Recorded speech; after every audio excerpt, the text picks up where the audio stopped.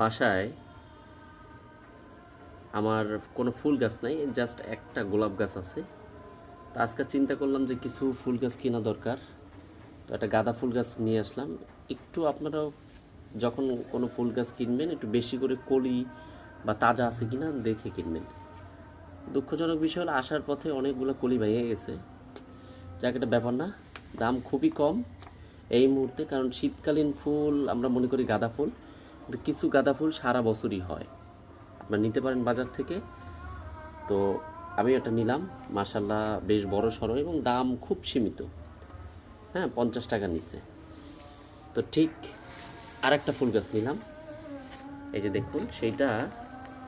ফুল গাছটার নামটা আমি ভুলে গেছি ভাই, এখানে অনেক কলি আছে, কিন্তু খুব সুন্দর দেখুন।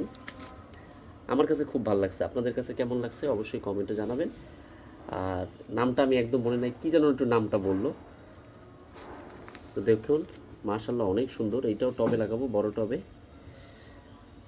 এটা শীতকালীন, এটা সিজনাল ফুল, এটা শীতকালীন ছাড়া ফুটে না, বাট একটু নেওয়া দরকার। এটার এই গাছটার পাতাগুলো খুব সুন্দর। এটা অনেক ভেরিয়েন্টের আছে, মানে অনেক কালারের আছে, গোলাপি, লাল, বেগুনি, হালকা গোলাপি, কালো, পিঙ্ক কালার, অনেক কালার আমি দেখছি। বাট সাদাটাই বেস্ট, আমার কাছে সাদাটাই ভালো মনে হয়েছে, যার কারণে সাদাটাই নেওয়া। দিন শেষে সবুজের মধ্যে সাদা হইলে কত না সুন্দর দৃশ্য দেখুন। এই পাশে গাঁদা ফুল আর এই পাশে, এটা আমি ঘাস ফুলই বলবো যেহেতু আমি নাম জানি না। যদি আপনারা কেউ নাম জানেন অবশ্যই কমেন্টে জানাবেন। থ্যাংক ইউ, ভালো থাকেন, দেখা হবে নেক্সট ভিডিওতে।